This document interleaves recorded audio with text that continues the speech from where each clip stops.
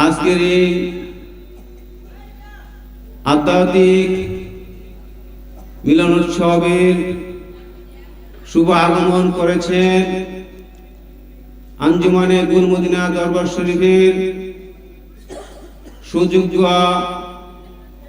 উত্তরসূরি আওলাদে রাসূল আওলাদে ওলি হযরতুল আল্লামা কাজী আইনুল মুস্তাফা আল বশারি আল কাদরি উনার পবিত্র কদম মুবারকে আমার ভক্তিপূর্ণ সালাম রেখে আপনাদের সামনে আমি একজন নগণ্য গুনাহগার সামান্য কিছু কথা বলার জন্য আপনাদের সামনে উপস্থিত হয়েছি। আপনারা কি আমার সাথে একত্রে আমি বলি এবং আপনারা শুনতে ইচ্ছুক আছেন? আলহামদুলিল্লাহ। সকলকে বোঝার এবং বুঝিবার তৌফিক দান করুক। আমরা যেন সত্যকে ধারণ করতে পারি, সত্যকে ধারণ করার মতো জ্ঞান আল্লাহ যাতে আমাদের অন্তরের মধ্যে দেয়, আমরা যাতে সেই সত্যকে উপলব্ধি করে সত্য এবং ন্যায়ের পথে আমরা যেন জীবন যাপন করতে পারি, সেই তৌফিক আল্লাহ যেন আমাদেরকে দান করেন। আমরা এখানে সকলে কি মুসলমান, ইমানদার, ইমানদার মুসলমান, ঠিক না? তাই আল্লাহ পাক পবিত্র কোরআনে আল্লাহ পাক তার সমস্ত আসমানি কিতাব 104 খানা আসমানি কিতাব আল্লাহ তাআলা প্রেরণ করেছেন। প্রত্যেক কিতাবে আল্লাহ মানুষের কল্যাণের জন্য নাজিল করেছেন এবং প্রত্যেকটি কিতাব জীবন দর্শন, কুরআন জীবন দর্শন, কুরআন মানব দর্শন, কুরআন আত্মদর্শন, কুরআন আইন দর্শন। 4টি বিভাগে ভাগ হয়েছে। আমাদের কিসের জন্য? ধর্ম চর্চা করার জন্য, তাই নাকি? কথা বলবেন, আমারও ভালো লাগবে, আপনাদেরকেও বোঝাবার মতো একটু সুযোগ হবে।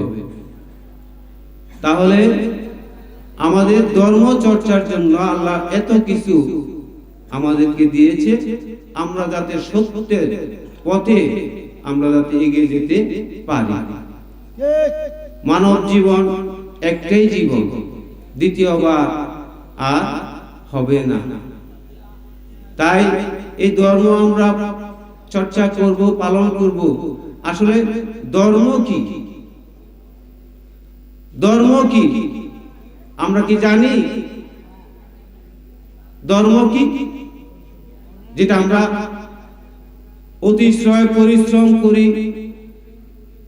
আল্লাহ পবিত্র কোরআনে বলছে, তোমরা যদি আল্লাহর সাক্ষাৎ পেতে চাও তাহলে কঠোর পরিশ্রম করতে হবে, কঠোর ইবাদত করতে হবে। এই যে কঠোর ইবাদত আমরা করি এবং করব, সেটা কি, কি জন্য করব, সেই ধর্মটা কি আসলে আমরা কি জানি? কোনদিন আমরা যাচাই করি না আসলে ধর্ম কি। আমরা যখন ছেলেকে বিবাহ করাতে যাব, 10 দিক আমরা যাচাই করি। ছেলের,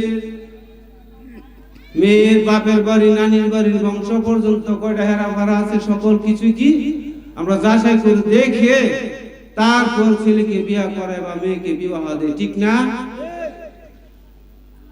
এর তারপর জীবন যাপনের মধ্যে, ব্যবসা বাণিজ্য আছে, জীবন যাপন চলাফেরার মধ্যে আমরা অনেকেই সকল বিষয় আমরা পরীক্ষা করে যাচাই করে তারপরে এই পদক্ষেপ আমরা নেই, কিন্তু আমাদের মূল্যবান যে বিষয় ধর্ম, ওই ধর্ম সম্পর্কে আমরা কোনো যাচাই করি না।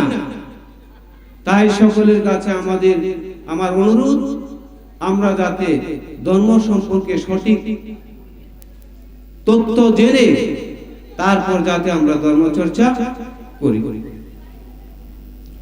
আসলে আমি আলোচনা করার মতো ভাবমূর্তি এই মুহূর্তে আমার মধ্যে নেই, তারপরও আপনাদের সামনে অল্প দু একটি কথা বলব। তার আগে আমি আমার মুর্শিদ কেবলার শানে আমার রবের প্রতি প্রার্থনামূলক একটি বাণী আমি পেশ করব। আমি অনেকদিন যাবৎ হয়তো বাণী লিখি না, আজকে 2-3 দিন আগে একটি বাণী লিখেছি। সেই বাণীটি দিয়ে আপনাদের সামনে আমি একটু আলোচনা করার চেষ্টা করব।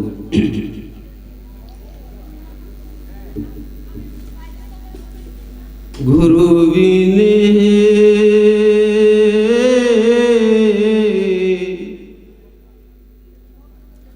ডুবলো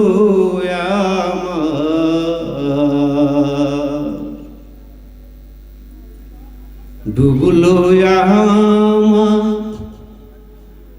মানব তোরি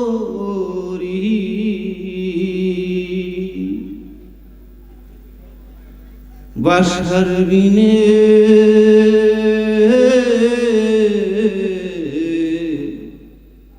ডুবলো ডুবলো মানব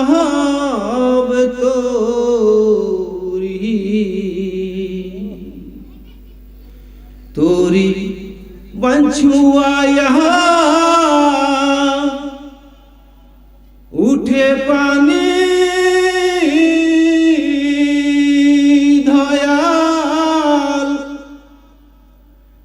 केमने धोरी उजान पारी दयाल केमने धोरी उजान पारी बर्षार बिने डुबलो डुबलो देह तोरी पारे जाबा आशा करे বসে রইলাম নদীর তীরে রশি গেল ছিঁড়ে পারে যাবার আশা করে বসে রইলাম নদীর তীরে রশি গেল ছিঁড়ে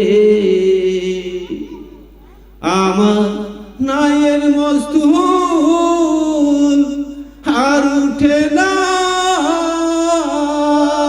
দয়াল কেমনে আমি দেব পারি দয়াল কেমনে আমি দেব পারি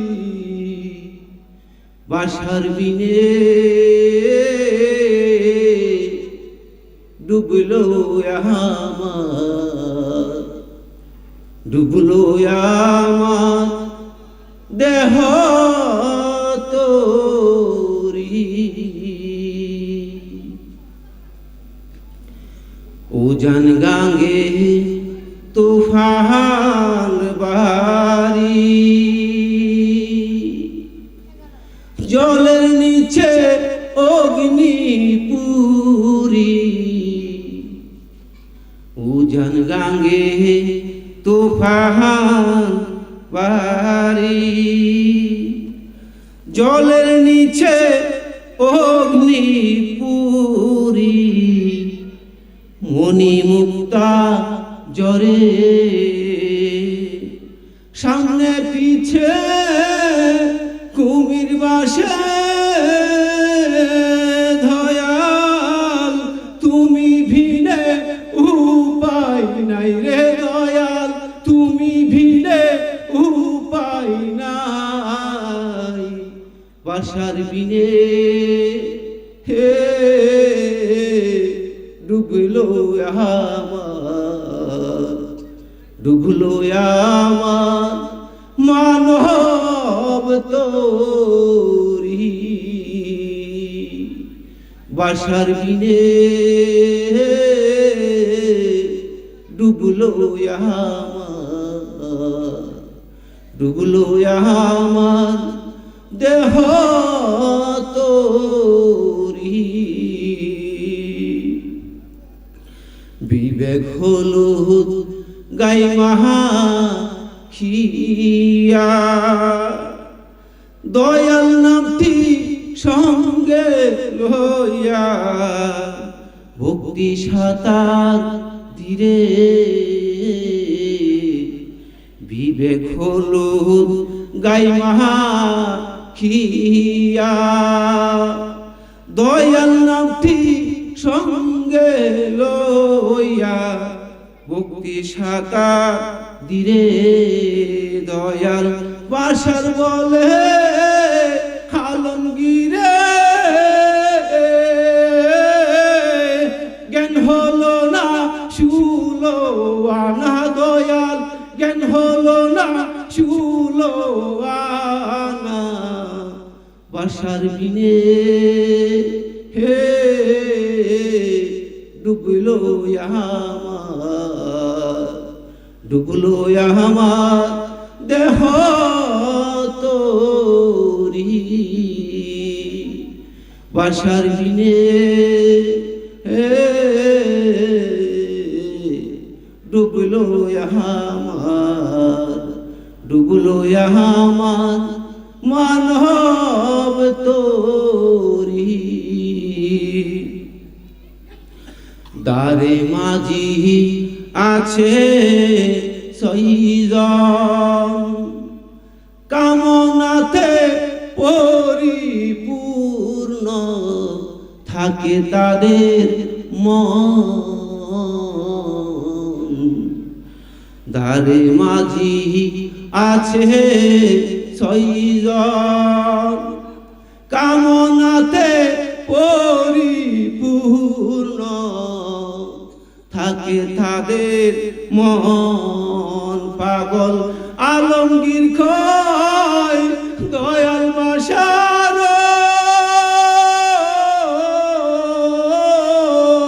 তুমি এসে হও কান্ডারি দয়াল, তুমি এসে হও কান্ডারি। বাসার বিনে ডুবলো আমার, ডুবলো আমার দেহ তোরি।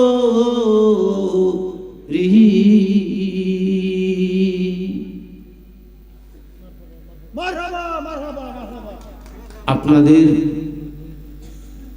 এই মূল্যবান সময় নষ্ট করার জন্য আমি দুঃখিত। আমাকে ক্ষমার সুন্দর দৃষ্টিতে দেখবেন। আমি আপনাদের এলাকারই সন্তান, আমি অদম পাপী গুনাহগার। জানি না কোন কৃপা বলে আমার মুর্শিদ কেবলা জান এই সরাবাদের জমিনে ওনার স্মরণে উরুস মাহফিলের অনুমতি দিয়েছে। তাই আমরা আজকে গৌরবিত সরাবাদের এলাকাতে একজন আল্লাহর ওলির পবিত্র উরুস মুবারক উদযাপিত হচ্ছে। যা আর ওদিকে যাবো না, আমি ছোট্ট করে আমার মুর্শিদ কেবলার একটি শান, ওই শানটির একটি লাইন শুধুমাত্র আমি আপনার সামনে তুলে ধরতে চাই। সেই শানটি হলো, এ ভবতরঙ্গ নদী কেমনে যাবে বাইয়া রে রসিক নাইয়া, এই ভবত রঙ্গ নদী কেমনে যাবে বাইয়া, এ ভবত রঙ্গ নদী কেমনে যাবে বাইয়া রে রসিক নাইয়া, এ ভবত রঙ্গ নদী কেমনে যাবে বাইয়া। ও নাইয়া রে নৌকার আছে 5টি গুড়া, গুড়ার বলে নৌকা খারা, ভাঙ্গে যদি একটি গুড়া তক্তা যাবে হইয়া রে রসিক নাইয়া, এ ভবত রঙ্গ নদী কেমনে যাবে বাইয়া। আমার মুর্শিদ কেবলা এই শান্তি প্রতি মাহফিলে গাইতো, আমরা যেদিকে যাইতাম সেদিকে এই গজলটি আমরা শুনতাম। মুর্শিদ কেবলার একটি লাইন হইল গেয়েছে, এই ষাঁড়ের মধ্যে আমার মুর্শিদ কেবলা 5টি গুড়া নৌকা, 5টি গুড়া দিয়া কি বোঝাতে চেয়েছেন আমি সেই দিকে লক্ষ্য করে আপনাদের সামনে একটু আলোচনা করার চেষ্টা করব। তার পূর্বে আমরা ইসলাম ধর্ম অনুসারী, ইসলাম ধর্মের মধ্যে যে মূল নীতি হলো কি শরীয়ত। প্রথম কি শরীয়ত, তারপর তরিকত, তারপর মারিফত, তারপর হাকিকত। এই 4টি দিক নির্দেশনার মধ্যে ইসলাম প্রতিষ্ঠিত এবং আল্লাহর সমস্ত বিধান এই 4টি ধাপের মধ্যে আল্লাহ দিয়ে রেখেছেন। আল্লাহ বলেছেন আমি তোমাদের প্রত্যেকের জন্য 2টি করে বিধান রেখেছি, একটি হলো ইলমে শরীয়ত, আরেকটি হলো ইলমে মিনহাজ। ইলমে শরীয়ত আমরা সকলেই বুঝি, কিন্তু ইলমে মিনহাজ আমরা সকলে বুঝি না বা বোঝার চেষ্টা করি না। তাই এই বিষয়ে ইমাম গাজ্জালি বলেছেন, ইমাম গাজ্জালি তার কিতাবে বলেছেন যে যারা শুধু শরীয়ত করে তারা ফাসেক, আর যারা শুধু মারিফত করে তারাও ফাসেক। কারণ আল্লাহ তাআলার যে 4টি বিধান, এই 4টি বিধানে আমাদেরকে মানতে হবে। এর থেকে যদি একটি আমরা বাদ দেই, শুধু যদি শরীয়ত বাদ দেই, তরিকত, মারিফত, হাকিকত 3টি করি, আল্লাহ বলেছে এটা হবে না। আর যদি হতো 4টি বিধান তো দেওয়া হতো না। আল্লাহ পবিত্র কোরআনে পরিষ্কার বলেছে তোমাদের জন্য এই 2টি বিধান দেওয়া হয়েছে, ইলমে শরীয়ত এবং ইলমে মিনহাজ। ইলমে শরীয়ত হলো আইন, আর ইলমে মিনহাজের ভিতরে তরিকত, মারিফত এবং হাকিকত ইলমে মিনহাজের ভিতরে একত্রিত। তাই আমাদেরকে ধর্ম সম্পর্কে জানতে হলে, বুঝতে হলে প্রথমে আমাদেরকে ইলমে শরীয়তের জ্ঞান অর্জন করতে হবে। শরীয়তের জ্ঞান পরিপূর্ণভাবে যদি আমি অর্জন করতে না পারি, শরীয়তের পরিপূর্ণ জ্ঞান যদি আমি বুঝতে না পারি, তাহলে আমার পক্ষে আল্লাহ তাআলা পর্যন্ত পৌঁছার মতো ক্ষমতা আমি হারিয়ে ফেলব। কোনদিন আল্লাহ তাআলার সান্নিধ্য লাভ করা আমার পক্ষে সম্ভব না। তাই আমাদের প্রথমেই কি শরীয়ত সম্পর্কে আমাদেরকে কঠিন জ্ঞান থাকতে হবে। এই জন্য আমার মুর্শিদ কেবলা বলেছেন নৌকার আছে 4টি চার তক্তারি নৌকা খানি বাইন চোয়া উঠে পানি, না করিলাম গা বগাইনি সময় গেল বয়া, ওরে রসিক নায়া এভাবে তরঙ্গ নদী কেমনে যাবে বায়া। আমি এইগুলি সংক্ষিপ্ত বলবো, শুধু গুরাটির কথা আমি একটু বিস্তারিত বলার চেষ্টা করব। তাহলে আমার মালিকের চারটি তক্তার কথা, এটাকে আপনারা বুঝছেন? চারটি তক্তা কি? এলমে শরিয়ত, এলমে তরিকত, এলমে মারিফত, এলমে তরিকত ইয়া হাকিকত। এই হলো চারটি বিধান। এবং আমার মুর্শিদ কেবলা বলেছেন নৌকার চার তক্তারি নৌকা, এই হলো চার তক্তা।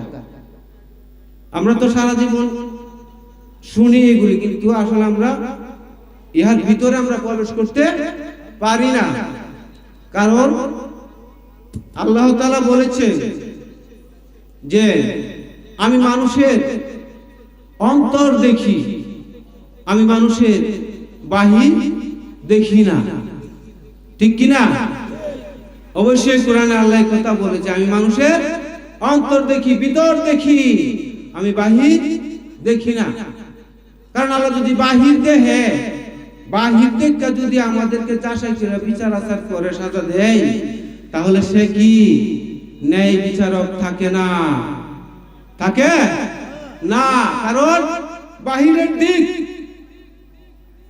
আপনাকে করেছে সুন্দর গঠন দিয়ে করেছে, কিন্তু আরেকজন মানুষ তার একটি অঙ্গ ছাড়াই সে দুনিয়াতে আসিয়াছে, তার একটি চক্ষু ছাড়া দুনিয়াতে আসিয়াছে। একজন বাটি, একজন কালো, একজন লম্বা, একজন ফর্সা, আছে না? তাহলে এখানে কি ন্যায় বিচার হয়েছে? হয় নাই। ন্যায় বিচার হয় নাই। আল্লাহ হলো কি সত্য ন্যায় বিচারক, সর্বোচ্চ ন্যায় বিচারক। আল্লাহর উপর আর কেউ ন্যায় বিচারক হতে পারে না। তাহলে যদি আল্লাহ যদি বাহির থেকে আমাদেরকে বিচার করে, তাহলে আল্লাহ ন্যায় বিচারকের মধ্যে থাকে না। তাই আল্লাহ হলো সত্যকারের ন্যায় বিচারক। এই জন্য আল্লাহ বলেছে আমি মানুষের অন্তর দেখি, আমি মানুষের অন্তরের খবর রাখি, সে কখন কি করে, কখন কি বলে, আমি আল্লাহ তা জ্ঞাত আছি।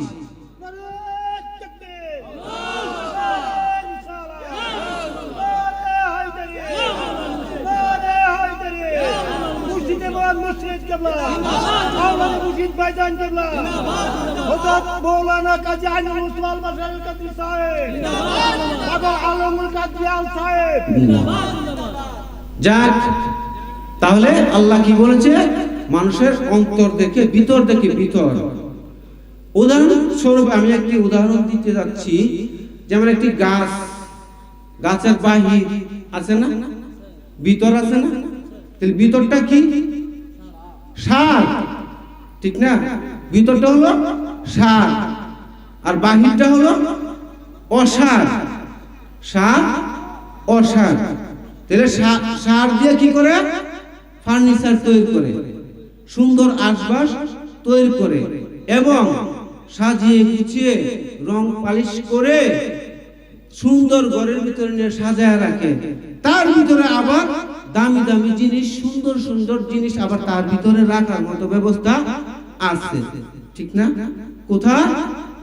সারের ভিতরে। সার যেটা ভিতর, অন্তর। আল্লাহ যে কথাটা বলছে যে আমি তোমাদের অন্তর দেখি, ভিতর দেখি, সার দেখি, সার মর্ম দেখি। বাহির যদি সে বলে আমি বাহির দেখি, তাহলে সে ধরা খায়। সেজন্য সে কি? পরাক্রমশীল, সুকৌশলী। আল্লাহ তাআলা পরাক্রমশীল, সুকৌশলী। সেজন্য সে ধরা খাওয়া নয়। সে কি? আল্লাহ কি? আল্লাহ নির্দোষ, সে কোনদিন দোষী হবে না। ঠিক আছে? ওইদিকে আমরা যাব না, আমরা যেদিকে যাচ্ছিলাম। এর দৃষ্টিকোণে 1-2 মিনিট আপনাদেরকে আমি আরেকটু বিরক্ত করবো, আরেকটু উদাহরণ দিই। আমরা কিছুদিন আগে ভৈরব গিয়েছিলাম একটি মাহফিলে। ওইখানে বাচ্চু ভাই নামক একটা লোক আছে।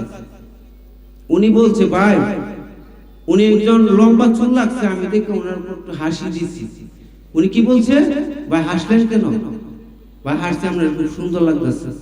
চুল নাম্বার দেখা ভাই আমি অনেক করতে বাইরে তারি না, আমার যে চেহারা ওকে বান্ডারি। কি গো বান্ডারি বলে? তার আমি মনে দিছি মনে থু ওনা আমার চুল নাম্বার দেখে মানছে গো আমি বান্ডারি।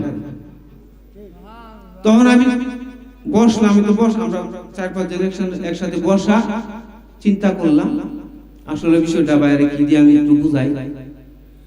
পরবর্তীতে কথার চলে আমি একটু কথা বললাম যে ভাই দেখেন, বান্ডার শরীফ যারা মুরিদ হয়েছে তাদেরকে তো অরিজিনালি এইভাবে শরীয়তের ভাষায় তাদেরকে বান্ডারি ডাকে, ঠিক না? আসলে মূলত বিষয়টা আরো গভীরে যাইতে হবে আমাদেরকে, ঠিক না কথাটা? তাহলে ইসলামের যে মোট 4টি বিধান আছে, ওই 4টি বিধান একটি পরিপূর্ণ বিধান, এর থেকে একটি কম হলে হবে না। তাহলে বান্ডার শব্দের অর্থ কি? বান্ডার শব্দের অর্থ হলো মূল্যবান ধন সম্পদ রাখার জন্য যে কক্ষটি থাকে ওই কক্ষটিকে বলে ভান্ডার, যেখানে মূল্যবান সম্পদ জমা রাখা হয়। এবং ওই কক্ষকে যে পরিচালনা করে বা ওই কক্ষের যে মালিক বা ওই কক্ষের যে তদারকি করে তাকে বলে ভান্ডারি, ঠিক না? তাকে বলে ভান্ডারি। তাহলে আমরা কি শরীয়তের দৃষ্টিতে দুনিয়াবি ধন সম্পদের যে ভান্ডার, সেই ভান্ডারের একজন কর্তৃত্ব যিনি, সে হলো ভান্ডারি, আমরা শরীয়তে পাইলাম, ঠিক না? কারণ কোরআন তো জীবন বিধান এবং কি জীবন বিধান এবং আত্মদর্শন, আত্মদর্শন কিন্তু কোরআনের মূল বিতর্কত দিক যেটা, এটা হলো আত্মদর্শন। তাহলে এখন কি আমরা শরীয়তে পাইলাম ভান্ডার জিনিসটা বুঝলাম, ঠিক না কথাটা? যার ধন সম্পত্তি বেশি আছে, যে এটা তদারকি করে সে হলো ভান্ডারি। দ্বিতীয়ত তরিকতের দৃষ্টিতে কি আসে ভান্ডারি? ভান্ডারটা কি? প্রত্যেক মুরিদের জন্য তার পীর মুর্শিদের মতো এর চেয়ে সর্বোত্তম ধন সম্পদ আর তার জন্য হতে পারে না। কথাটা সত্য না মিথ্যা? প্রত্যেক মুরিদের জন্য তার পীর মুর্শিদ হলো সবচেয়ে বড় ধন সম্পদ, এর থেকে আরো ঊর্ধ্বে। তাহলে যে মুরিদ তার মুর্শিদকে, তার মুর্শিদ নামের ধন ভান্ডার যে তার অন্তরের মধ্যে ধারণ করে রাখে, সে হলো তরিকতের ভান্ডারি, ঠিক না বেটি? সে হলো তরিকতের ভান্ডারি। তারপর মারিফত, মারিফতের কি ভান্ডারি? মারিফতের রাজা কি? মারিফতের মূলে হলো জ্ঞান। মারিফত শব্দের অর্থ হলো গোপন পরিচয় পাওয়া, গোপন বিষয়ের পরিচয় পাওয়ার নাম হলো কি মারিফত। আর ওই মারিফতের মূল হলো জ্ঞান। যেই মানুষের মধ্যে আল্লাহ এবং আল্লাহর রাসূল সম্পর্কে পরিপূর্ণ জ্ঞান রাখে, যিনি সর্বোচ্চ জ্ঞান যিনি রাখে, তিনি হলো মারিফতের ভান্ডারী। তারপর রয়েছে হাকিকত। 4টেই পালন করতে হবে, একটি ছাড় দিলে হবে না। এই জন্য আজকের আমার আলোচনা আমি মানুষের মধ্যে, সারা বিশ্ববাসীর মধ্যে আজকের এই বয়ানের মাধ্যমে আমি সমস্ত বিশ্ববাসীকে জানিয়ে দিতে চাই যে 4টি বিধান আল্লাহ তাআলা যে বিধান দিয়েছে প্রত্যেকটি মানতে হবে। এর একটি যদি কেউ অস্বীকার করে, এর একটি যদি কেউ মানতে না চায়, তাহলে সে আল্লাহর কুরআন মানে না। তাহলে হাকিকতের ভান্ডার আমাদের চিনা বাকি রয়েছে। আমরা 3টি ভান্ডার চিনেছি না? 3টি চিনেছি। তাহলে এখন হাকিকতের ভান্ডার কি? হাকিকত মানে কি? হাকিকত শব্দের অর্থ হলো সত্য। হাকিকত সত্য, বর্তমান যেটা সত্য এবং বর্তমান যেটা, এটা হলো হাকিকত। এই জন্য আমার মুর্শিদ কেবলা বলছে কি, একটা হলো অনুমান, একটা হলো বর্তমান। একটি অনুমান, একটি বর্তমান। সেই বর্তমানটির নাম হলো হাকিকত। তাহলে হাকিকত একটি মানুষের দেহের মধ্যে, একটি মানুষের দেহের মধ্যে যত বেশি শক্তি ধারণ করতে পারে, একটি মানুষের দেহের ভিতরে যে শক্তি নামক বীজ আছে, সেই বীজ যে দেহের ভিতরে ধারণ করে রাখতে পারে, সে অতি স্বাবলম্বী হয় এবং সে অতি শক্তিশালী হয় এবং সে কি আলিময় হয়, আলিময়, অতি উচ্চ। সেই ব্যক্তি, যে ব্যক্তি তার দেহের মধ্যে তার শক্তি সঞ্চয় করে এবং সেই শক্তি সঠিক জায়গায় ব্যবহার করে, হাকিকতে তাহাকে বলা হয়েছে ভান্ডারী। তাহলে চারটি ভান্ডার আমরা পেয়েছি, চারটি ভান্ডারের পরিচয় আমরা পেয়েছি। তাই উপর দেখে আমরা যেন কাউকে বিচার না করি। একজন চুপ রয়েছে, সে কথা বলে না, আসলে তার ভিতরে কি আছে? আমরা কি তার বাহির দেখে বিচার করার কোনো কায়দা আছে? আমার মুর্শিদ কেবলা একটা কথা বলছি, এক জায়গাতে চা খাইতে বসছিল, আরো পাশে কিছু মানুষ বসা ছিল। তার মালিক তো হাঁটি বাংলা ভাষায় বলছে, আমাকে এক গ্লাস জল দাও। হাঁটি বাংলা ভাষায় বলছে আর কি, কারণ আমরা তো বাঙালি, আমাদের বাংলা ভাষা বলাটা আমাদের জন্য ফরজ। আর আল্লাহ বলছে, আমি প্রত্যেক জাতিকে তার স্বজাতি ভাষায় রাসূল প্রেরণ না করে আমি তাদেরকে শাস্তির আওতায় আনি না। তার স্বজাতি ভাষায় রাসূল প্রেরণ না করে শাস্তির আওতায় আল্লাহ আনে নাই। তাহলে এখন আল্লাহ যে বলেছে এবং আমার মুর্শিদ যে বলেছে, আমি যেহেতু বাঙালি, আমি বাংলাতে জল বলবো। জল বলছে, জল দিছে। পাশে এক টেবিলে কিছু মানুষ বসা, তারা বলতেছে কি, লোকটা টুপি মাথা দেওয়া আছে, এমনি দিলে টুপি মাথা দেওয়া, আসলে লোকটা তো হিন্দু, কারণ জল বইছে। তাহলে অনুমানে যে ওনারা বললো, এটা কি সঠিক হইল? সঠিক হইল না। তাই আমরা অনুমান ভিত্তিক বিষয়গুলো আমরা পরিহার করার চেষ্টা করব। মানুষের বিতর্কত দিক চিন্তা বিবেচনা করে আমরা দুনিয়াতে ধর্মের চর্চা করার চেষ্টা করব। যা সময় নিয়েছি অনেক, আপনারা ক্ষমার দৃষ্টিতে দেখবেন। এখন নৌকার আছে 5টি গুড়া, বাঙালি যদি একটি গুড়া তক্তা যাবে কয়া। তাহলে 5টি গুড়া বলতে আমরা কি বুঝি? 5টি গুড়া আমি প্রথমে বলি। 5টি গুড়া হলো ইসলামের মূল স্তম্ভ। কয়টি? 5টি, ঠিক না? কালেমা, নামাজ, রোজা, হজ, যাকাত। এই 5টি হলো শরীয়তের একটি স্তম্ভ। এই 5টি শরীয়তের আমল করতে হয়। কালেমা, নামাজ, রোজা, হজ, যাকাত। শরীয়তের ক্লাসে বা শরীয়তের লেভেলে থেকে এই 5টি আমল করতে হয় এবং করতে হবে। করলে তারপর আপনি তরিকতে প্রবেশ করতে হবে। কারণ আল্লাহ বিধান দিয়েছে 4টি আমাদের যাইতে হবে, বাদ দেওয়া যাবে না। তাহলে আমরা শরীয়তের দৃষ্টিতে একটি গুড়া পেলাম, ঠিক না? কালেমা, নামাজ, রোজা, হজ, যাকাত। এর বিস্তারিত বিষয়টি আমি আর এখন আলোচনা করতেছি না, কারণ আমার সময়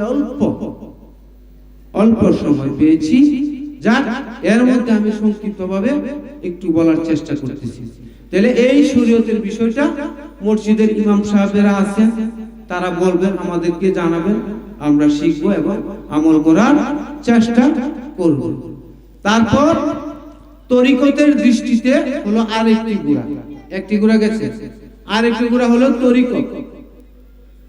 তরিকতে 5টি গুড়া আমরা কি পেলাম? পাক পাঞ্জাতন। পাক পাঞ্জাতন হলো এই তরিকতের 5টি বিধান। আমার দয়াল নবীজি মাওলা আলী আলাইহিস সালাম, মা ফাতেমা জোহরা আলাইহিস সালাম, মাওলা ইমাম হাসান আলাইহিস সালাম, মাওলা ইমাম হোসেন আলাইহিস সালাম, এই হলো তরিকতের 5টি বিধান। এই 5টি বিধান আমি বিস্তারিত ব্যাখ্যায় যাব না, সময় কম। এখন আমরা আসি মারেফতে। মারেফতে 5টি বিধান কি? মারেফতের মূল হলো জ্ঞান ইন্দ্রিয়। জ্ঞান ইন্দ্রিয়, মানুষের 5টি জ্ঞান ইন্দ্রিয় আছে। জ্ঞান ইন্দ্রিয় আছে, 5টি ইন্দ্রিয় আছে: চক্ষু, কর্ণ, নাসিকা, মুখ এবং ত্বক। এই 5টি হলো জ্ঞান ইন্দ্রিয়। এই 5টির মাধ্যমে আল্লাহ তাআলা যে বিতর্গত যে বিষয়, যে সার বিষয়, এই সার বিষয়কে এই 5টি দিয়ে আমরা আল্লাহর পরিচয় পাওয়ার চেষ্টা করব। আপনারা কি আল্লাহর পরিচয় পাইতে ইচ্ছুক না? কোরআনে অসংখ্য জায়গায় আল্লাহ বলেছে, হ্যাঁ, সকল কিছু ধ্বংস হয়ে যাবে, কিন্তু বাকি থাকবে, শুধু বাকি থাকবে তোমার রবের চেহারা। তাহলে অবশ্যই আল্লাহর রূপ, রবের রূপ আছে, আছে না? তাহলে আমরা যদি ওই রবের সাক্ষাতের আশা করি, তাহলে আমাদেরকে ওই দিকটা আমাদেরকে ফলো করতে হবে, ওই দিকটা আমাদেরকে যেতে হবে। কারণ আমরা শুধু শরীয়ত এবং তরিকতের মধ্যে, আমরা বর্তমান সমাজ আমরা সকলে কি শরীয়ত এবং তরিকতের মধ্যে আমরা বিদ্যমান থাকি বেশি। আমরা মারিফত এবং হাকিকত আমরা যাওয়ার চেষ্টা করি না। তাহলে মারিফত তো আসল জিনিস, আপনার গোপন আল্লাহর পরিচয় পাওয়ার জন্য। যেমন সূরা ইখলাসের মধ্যে আল্লাহর পরিচয় দিয়েছে না? কুল হু আল্লাহু আহাদ, বলুন আল্লাহ একক, আল্লাহ একক। আল্লাহু সামাদ, আল্লাহ অমুখাপেক্ষী, স্বয়ংভূ, অখণ্ড। তিনি কাউকে জন্ম দেয় না, তিনি কাউকে কারো কাছ থেকে জন্ম নেয় না, তিনি আহার নিদ্রা করেন না। এখানে আল্লাহর পরিচয় দিয়েছে না? তাহলে তো কোরআনের প্রতিটি পাতায় পাতায় তার পরিচয় দিয়েছে, কিন্তু আমরা সেদিকে যাই না, তার পরিচয় পাওয়ার চেষ্টা আমরা করি না। তাহলে এখানে আল্লাহ বলেছে আল্লাহ একক, কারণ আহাদ শব্দের অর্থ হলো একক। আরবিতে আহাদকে কি বলে? একক বলে। আর ওয়াহিদ কি বলে? এক, ঠিক না? আরবিতে ওয়াহিদ হলো এক, আর আহাদ হলো একক। এক এবং একক এর মধ্যে বিশাল ব্যবধান। যদি আমরা গবেষণা করি, তাহলে আমরা অবশ্যই এই বিশাল ব্যবধানটা আমরা জানতে পারব। যিনি সৃষ্টিকর্তা, আরবিতে যাকে আল্লাহ বলা হয়, আমরা বাংলাতে কি বলি? বাংলাতে হলো সৃষ্টিকর্তা। আরবিতে যাকে রব বলা হয়, বাংলাতে হলো কি? লালন পালন কর্তা। যিনি রব, তিনি লালন পালন করে, আর যিনি আল্লাহ, তিনি সৃষ্টি করে। এখানে আল্লাহর পরিচয় দেওয়া আছে না? তাহলে আমরা কি চেষ্টা করতে হবে না? আজকে না পারলাম অন্য একদিন করব, আমরা চেষ্টা করতে হবে যে আল্লাহর পরিচয় পাওয়ার জন্য। ওইদিকে যাব না, আমরা একবারে মূলে চলে আসি। তাহলে 5টা জ্ঞান ইন্দ্রিয়। হাদিসে আছে, মান আরাফা নাফসাহু ফাকাদ আরাফা রাব্বাহু। যে তার নিজেকে চিনেছে, সে তার রবকে চিনেছে। আছে না? তাহলে চিনাচিনির বিষয় আছে তো, এগুলি আমরা বাদ দিই কেন? এগুলি বাদ দিয়ে তো আমরা পার পাবো না। আল্লাহ তো বলে মানুষ হলো আশরাফুল মাখলুকাত, সৃষ্টির সেরা। তাহলে এই মানুষের যে সৃষ্টি, মানুষ থেকে সেরা কি জান্নাত? জান্নাত মানুষের আশা করে কবে মানুষ জান্নাতে যাবে, কিন্তু আমাদেরকে ওই জান্নাতের প্রতি আমাদেরকে আকর্ষণ করা হচ্ছে, আমাদেরকে আল্লাহর সাথে মিলিত হওয়ার জন্য আমাদেরকে নির্দেশ দেওয়া হয় না। আল্লাহর সাথে মিলিত হওয়ার জন্য আমাদেরকে পথ দেখানো হয় না। তাই আমরা আল্লাহর পরিচয় আমরা কিভাবে পাবো সেদিকে আমাদেরকে লক্ষ্য করতে হবে। তাহলে মান আরাফা নাফসাহু ফাকাত আরাফা রাব্বাহু, যে তার নিজেকে চিনেছে, নিজেকে নিজ, আমি, নিজ মানে কি আমি, যে তার আমিকে চিনেছে সে তার রবকে চিনেছে। যে তার আমিকে চিনেছে, আমি আরবিতে বলে কি নফস, আমি আরবি হলো নফস। যে তার নফসকে চিনেছে সে তার রবকে চিনেছে। তাহলে এই নফস কি? নফস কি? নফসের আরেকটি বাংলা নাম হলো প্রাণ। যে প্রাণ চলে গেলে একটি মানুষ সে কি লাশ হয়ে যায়, তখন সে আর কি আলমগীর থাকে না, আলমগীর থাকে না। কি থাকে? আলমগীরের লাশ, আলমগীরের হাত, আলমগীরের পা, আলমগীরের চোখ, আলমগীরের দেহ। কিন্তু আলমগীর কই জানতে হবে না? অবশ্যই তো জানতে হবে। আলমগীর তো আমি, ঠিক না? আলমগীর তো আমি, এই হাত তো আমি না, এটা আমার হাত। এখন যদি বলি তাহলে ধরে কে? এখন যদি প্রশ্ন করি ধরে কে, কি বলবেন? আমার ধরি বলবেন? আমি ধরি, ঠিক না? তাহলে আমির একটা বিষয় পাওয়া গেছে, আমি ধরি। দেখে কে? দেখে কে? আমি দেখি। বলে কে? আমি বলি। শুনে কে? আমি শুনি। গ্রাণ নেই কে? আমি গ্রাণ নেই। অনুভূতি কে নেই? আমি নেই।